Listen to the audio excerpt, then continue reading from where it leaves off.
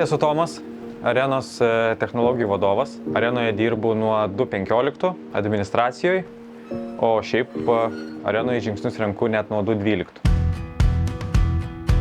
Aišku, jeigu mes stovim salėje, tai verta paminėti turbūt Arenos akustiką. Didžiausias projektas visuose tuose metuose. Visą areną teko užklot pastoliais. Bet nemažai svarbių dalykų buvo ir koridoriuose. Paskutinius metus netgi labai stebėdavau, kaip lankytojai vaikšto koridoriuose. Kur eilės būna, kur didesnės problemos, mažesnės. Ir buvo tokių momentų, kurie nelabai matosi iš tikrųjų vizualiai, bet ten vienos ar kitos sienos patraukimas per 2-3 metrus dabar tiesiog atskiria tam tikras eilės. Ir žmonės nebestovi vienoje eilėje ir į tūliką ir į barą, jie biškiai atsiskiria. Rūbinę išsikėlėm į antrą aukštą, reiškia vėlgi pirmam aukšte ir lieka tik pramogos.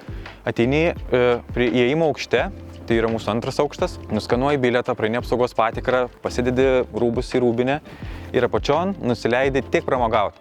Užeini į barą, nusipirki maikutę, ateini į salę, yra šiek tiek logikos tų žmonių vaikščiojime.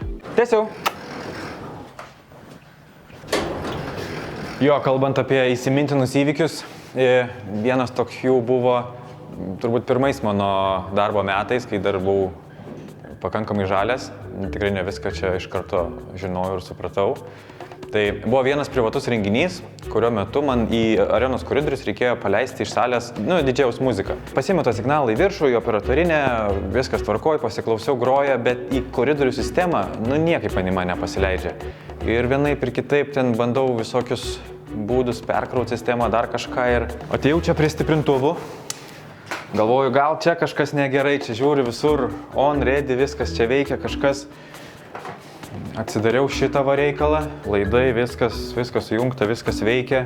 Ir žiūriu, va čia toksai, ką šitas gali daryti įdomu.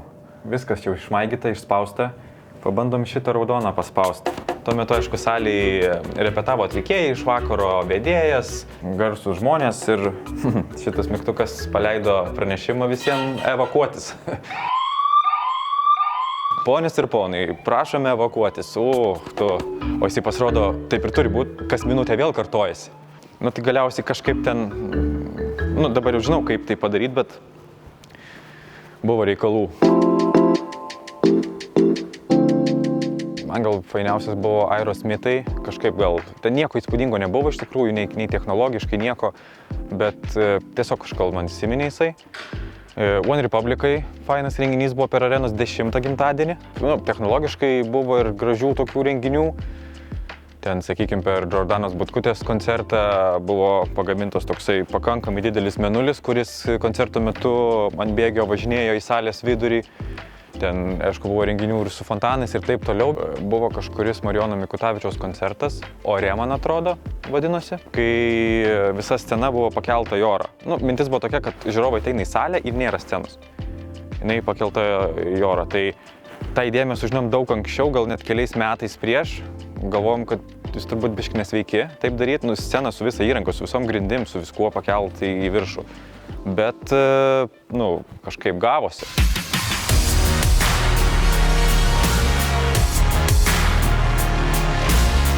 Pati arena transformuojasi įvairiai, viena transformacija tikrai nelygų kitai. Būna tokių reikalų, kad iš pilnai stovimo koncerto, pavyzdžiui, šių metų Jessica Shy, per naktį buvo paruošta arena krepšiniui vėl ir kitą dieną Vilkai žaidė savo LKL mačą.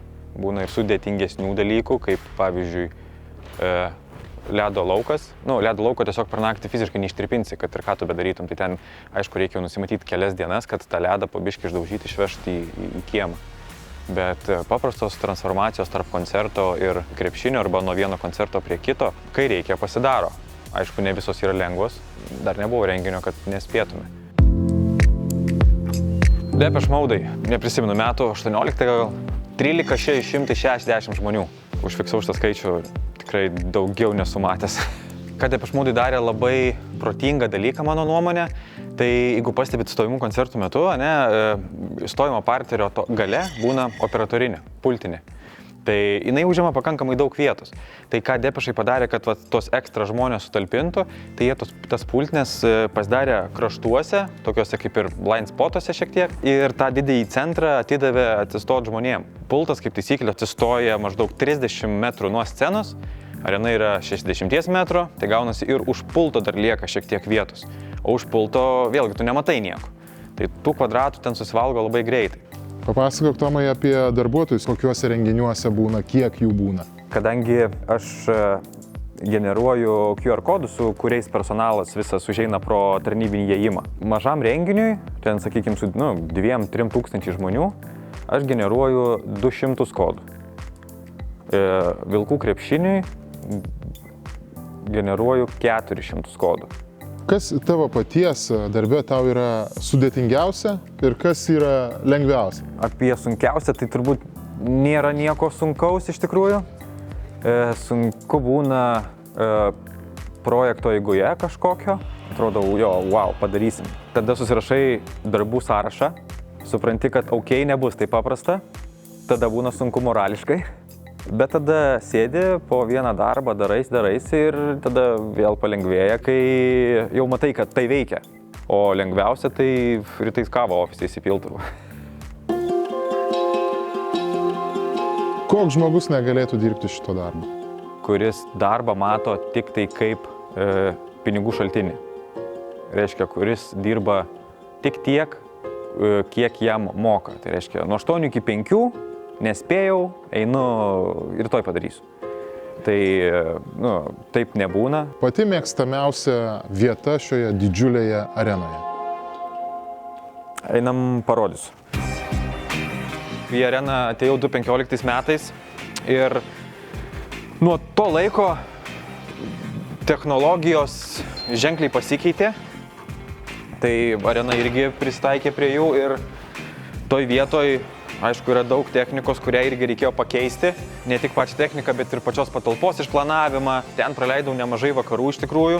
Man tiesiog patiko tuo metu tenai sėdėti ir, kaip sakyt, išsivalyti patalpą ir ją pasistatyti nuo nulio taip, kaip man patogu, taip, kaip aš noriu. Jo, tai mano mylimiausia vieta yra turbūt čia. Ne, juokauju.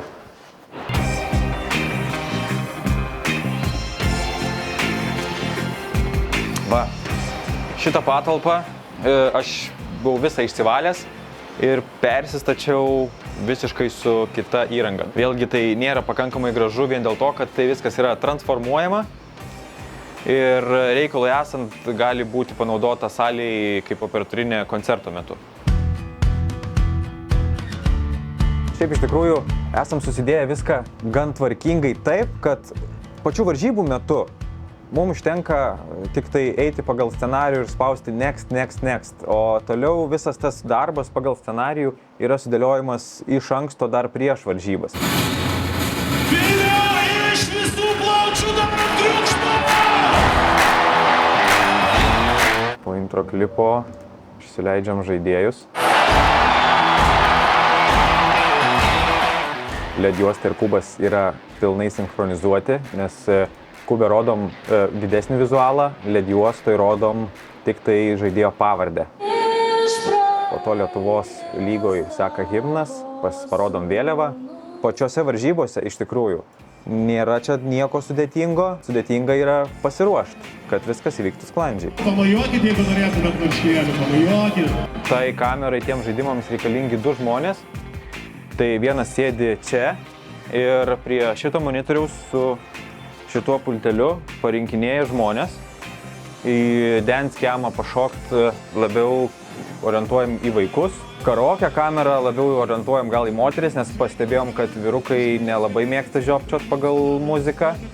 O vyrukam turim gitar camą ir drum camą, kurie visai fainai padaužo būgnus. Ir iš tikrųjų stengiamės netgi atsirinkti draugus, kurie atėjo pasipuošę priešingos komandos atributiką. Norim parodyti, kad sportas yra ne tik tai 2 komandų priešpriešą, bet ir galim būti draugais palaikant priešingas komandas.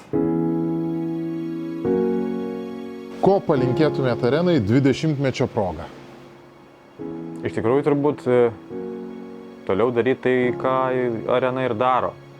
Nes nepaisant 20-mečio turim naujų projektų, kuriuos atliekam nuo nulio, turim senesnių reikalų, kuriuos tiesiog tobulinam. Tai kadangi kažką kuriam, kažką tobulinam, reiškia augam ir tas 20-metis tik tai parodo mūsų subrendimą. Išeisiu šito darbo tada, kai pasakysiu, I'm done, čia daugiau nėra man ką daryti, kol kas nematau pabaigos. Tai manau, kad dar tokia ambicija. Padaryti taip, kad nebūtų ką veikti.